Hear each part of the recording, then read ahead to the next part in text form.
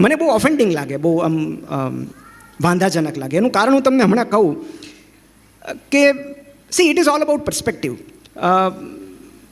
એક બહુ સરસ કોટ છે કે if everything is under your control you are going to slow. જો બધું જ તમારા નિયંત્રણમાં હોય તો તમે બહુ ધીમી ગતિએ આગળ વધી રહ્યા છો. હવે આ મેં MBBSના દિવસોમાં કે ત્યારે આ મોટિવેશનલ કોટ વાંચેલું, મને બહુ જ ગમતું અને એ મારા હૈયે વસી ગયેલું. થોડા સમય પછી અમે એક હોલિડે માટે અમે મસૂરી ગયેલા. Mussoorie is a hill station, તમને ખ્યાલ છે. અને ત્યાં લોકલ સાઇટ સીઈંગ માટે તમને એક ટેક્સી આપે કે જે ડ્રાઈવર ત્યાંનો જાણકાર હોય. અને ત્યાં તો રસ્તા બહુ ઝિગઝેગ હોય, એક બાજુ ખાઈ હોય, આપણને બહુ ડર લાગે ઓલરેડી. અને ત્યાંના એક લોકલ ટેક્સી ડ્રાઈવરના ટી-શર્ટ પાછળ આ કોટ મેં વાંચ્યું કે if everything is under your control you are going to slow.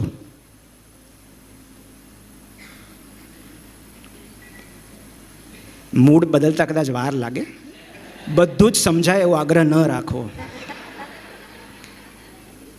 તો એ પછીની યાત્રા અમારી કેટલી ભયાનક હશે હવે સમજાયું. હા, તો અને કેવું છે કે આપણે કહીએ કે એક દરવાજો બંધ થાય ત્યારે બીજો હંમેશા ખુલી જતો હોય છે. મતલબ એક દરવાજો બંધ થાય ત્યારે બીજો ખુલી જ જશે.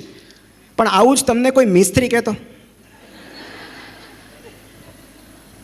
જેણે તમારા ઘરની કેબિનેટ કરી છે, મિસ્ત્રી તમને એમ કહેતો કે એક દરવાજો બંધ થાય ત્યારે બીજો ખુલી જ જાય. એટલે એવું મને સમજાણું છે કે યુરિનરી રિટેન્શન, જેને પેશાબનો ભરાવો છે,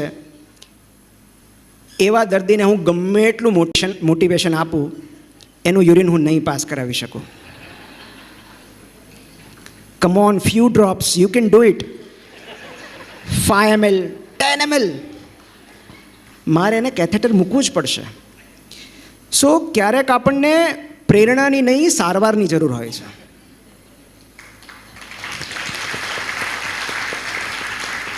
આપણને સાંત્વનાની જરૂર હોય છે, આપણને સહાનુભૂતિની જરૂર હોય છે, આપણને સથવારાની જરૂર હોય છે. અને વી વોન્ટ મોટિવેશન. કારણ કે રડતા બાળકને છાનું રાખવા માટે એને ગળે લગાડવાનું હોય, એને મોટિવેટ ન કરવાનું હોય. જ્યાં પ્રેમની જરૂર હોય ત્યાં પ્રેરણા અને પ્રવચન નકામા છે. માટે અને મને ખ્યાલ નથી આવતો કે હું મોટિવેશન આપું છું એવો દાવો કોઈ કઈ રીતે કરી શકે.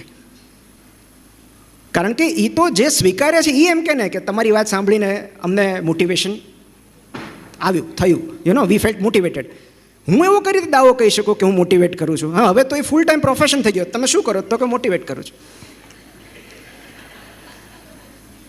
સો rather I would say motivational speaker કરતાં મોટિવેટેડ લિસનર હોવા જોઈએ કે તમે અહીંયા સુધી મોટિવેટ થઈને આવ્યા. તો આઈ વુડ સે મોટિવેશન એક એવો એ બરફનો ટુકડો છે કે આપનારાને એવો ભ્રમ રહે છે, એવો અહમ રહે છે કે મેં કંઈક આપ્યું, અને સ્વીકારનારને એવો સંતોષ થાય છે કે મેં કંઈક લીધું. પણ થોડા સમય પછી આપણે એ જ અવસ્થામાં આવી જઈએ છીએ જ્યાં પહેલાં હતા. તો વધારે યોગ્ય શબ્દ જો કહેવો હોય તો વલ્નરેબલ સ્પીકર. અલ્ટિમેટલી એક વાત મને સમજાઈ છે કે આપણે બધા પ્રેરણાથી નહીં, પીડાથી જોડાઈએ છીએ. પીડા આપણને જોડે છે. અને જે પરિવર્તન પીડાથી આવે છે એ પ્રેરણાથી નથી આવતું. Pain is the biggest stimulus for transformation. કારણ કે મોટિવેશન તમે જોજો, જીમમાં જે લોકોએ પર્સનલ ટ્રેનર રાખ્યો છે ને, એ સૌથી પહેલાં જીમ છોડી દે છે. કારણ કે કમ ઓન 1 more સેટ, 2 દિવસમાં એટલા એના બાવડા દુખી જાય કે 3જા દિવસથી આવવાનું બંધ કરી દે. સો અને આ મારી સામે કોઈ કેન્સરનું પેશન્ટ બેઠું હોય કે જેને હમણાં કેન્સરનું નિદાન થયું છે, એને હું શું પોઝિટિવિટી આપવાનું? કમ ઓન, બી પોઝિટિવ, જે થાય સારા માટે. અરે but he has been diagnose with terminal stage cancer. શું સારા માટે? સો એના માટે એક વર્ડ છે ટોક્સિક પોઝિટિવિટી. દેટ મીન્સ કે જ્યારે તમે નેગેટિવ ઇમોશન્સ અનુભવી રહ્યા છો એ સમયે પરાણે પોઝિટિવ ફીલ કરવાનું જે દબાણ છે, જે પ્રેશર છે, એને કહેવાય ટોક્સિક પોઝિટિવિટી. અને એ ટોક્સિક પોઝિટિવિટીના યુગમાં હેલ્ધી નેગેટિવિટીને પ્રમોટ કરવી પણ એટલી જ જરૂરી છે કે જ્યાં રડવું સાહજિક અને સ્વાભાવિક હોય, જ્યાં ઉદાસ થવું સ્વીકાર્ય હોય, જ્યાં ગુસ્સો આવવો, અકળામણ થવી, ન ગમવું, કાંઈ કરવાની ઈચ્છા ન થવી, આ બધું પણ સ્વીકાર્ય હોય. તો પોઝિટિવિટી તરફ જવા કરતાં હું એવું કહીશ કે આપણે નેગેટિવ ઇમોશન્સને કેટલી સાહજિકતાથી એનો સ્વીકાર કરીએ છીએ એ વધુ મહત્ત્વનું છે. હું તમને એક પ્રસંગ કહું છું અને એ પ્રસંગ પછી તમને ખ્યાલ આવશે કે ટોક્સિક પોઝિટિવિટી કોને કહેવાય. એક ગામ હતું અને ગામમાં એક નાની એવી શાળા, પ્રાથમિક શાળા, અને એમાં એક બહુ ઉત્સાહી શિક્ષક દરેક વિદ્યાર્થી પર વ્યક્તિગત ધ્યાન આપે, ન સમજાય તો 10 વાર સમજાવે. અને એમાં એક વિદ્યાર્થી હતો બશીર. એ બશીર ભણવામાં બહુ પાછળ, બહુ ઠોઠ, એને ભણવું ગમે જ નહીં. એ બહાર ફળિયામાં કચરા વાળે, બેન્ચ સાફ કરી નાખે, પણ ભણવાનું ન ગમે એને. અને એટલે એકવાર એ બશીરના મમ્મી પપ્પાને આ શિક્ષકે બોલાવ્યા કે તમારો છોકરો ભણતો નથી અને ભણશે નહીં તો મોટો થઈને આ જ કામ કરશે, ભણવું જરૂરી છે. 1 વર્ષ 2 વર્ષ ધક્કા મારીને બશીરને નિશાળે મોકલ્યો, પણ પછી 3જા વર્ષથી બશીરને એમ થયું કે હવે આપણું કાંઈ થાય એમ નથી. એણે એ નિશાળ છોડી દીધી અને બીજા શહેરમાં ચાલ્યો ગયો. આ શિક્ષકનો પછી બશીર સાથેનો સંપર્ક તૂટી ગયો. 20-25 વર્ષ વીતી ગયા પછી આ શિક્ષક જ્યારે એક શહેરમાં ગયા ત્યારે અચાનક એમને છાતીમાં દુખાવો ઉપડ્યો અને એમણે ડૉક્ટરની મુલાકાત લીધી. અને ત્યારે એમને ખબર પડી કે એમને ટ્રિપલ વેસલ બ્લોક છે, ટીવીડી, ટ્રિપલ વેસલ ડિઝીઝ, અને એમનું બાયપાસ કરવું પડશે. એ શહેરના બધા કાર્ડિયક સર્જને ના પાડી દીધી કે અમે આ કેસ નહીં લઈએ, કારણ કે આ બહુ હાઈ રિસ્ક કેસ છે. પેશન્ટ ઓન ટેબલ એક્સપાયર થાય એવી પૂરેપૂરી શક્યતા છે, માટે અમે આ કેસ નહીં લઈએ. પણ એમણે એવું સૂચવ્યું કે એક જ સર્જન એવો છે કે જે તમારું ઓપરેશન કરી શકશે. અને એમણે એ હોસ્પિટલમાં એમને રિફર કર્યા. આ શિક્ષક ત્યાં ગયા, એમનું ઓપરેશન સફળતાથી પાર પડ્યું. ઓપરેશન પછી એમને વેન્ટિલેટર પર રાખવામાં આવ્યા, આઈસીયુમાં. અને આઈસીયુમાં 2 દિવસ પછી જ્યારે એમને બાયપેપ પર લેવામાં આવ્યા ત્યારે એ સર્જન એમને મળવા આવ્યા. અને એ સર્જને પહેલી વાર પોતાનું માસ્ક ઉતાર્યું. અને સર્જનનો ચહેરો જોઈને આ શિક્ષકના મનમાં, એની આંખોમાં બહુ અહોભાવ હતો, આંખમાં આંસુ આવી ગયા. અને બીજી જ ક્ષણે એમની આંખોમાં ભય દેખાયો. એમણે આંગળી ઊંચી કરીને કંઈક કહેવા માગતા હતા અને અચાનક એમનું SpO2 ડાઉન થવા માંડ્યું. સર્જનને ખબર ન પડી કે અચાનક શું થઈ ગયું. થોડા સમય પછી શિક્ષક જે દિશામાં આંગળી બતાવી રહ્યા હતા એ દિશા તરફ સર્જને નજર કરીને જોયું તો એ હોસ્પિટલનો એક હાઉસકીપિંગ સ્ટાફ વેન્ટિલેટરનું પ્લગ કાઢીને પોતાનો મોબાઈલ ચાર્જ કરી રહ્યો હતો. અને એ બશીર હતો. જો તમે એવું ધારી લીધું હોય કે આ કાર્ડિયોવાસ્ક્યુલર સર્જન પેલો બશીર હશે,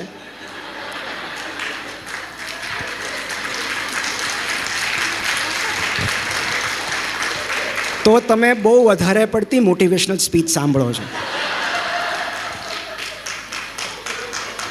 એને ભણવું નહોતું ગમતું તો એ આ જ કામ કરે ને. પણ આપણે મારી મચડીને બશીરને કાર્ડિયોવાસ્ક્યુલર સર્જન બનાવો.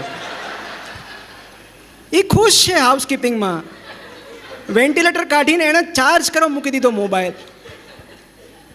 અને બશીરને જોઈને શિક્ષકની આંખોમાં ભય હતો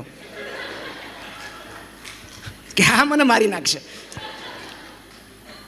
તો જો તમે બશીરને ખરેખર કાર્ડિયોવાસ્ક્યુલર સર્જન તરીકે ધારી લીધો હોય તો એ ટોક્સિક પોઝિટિવિટી છે.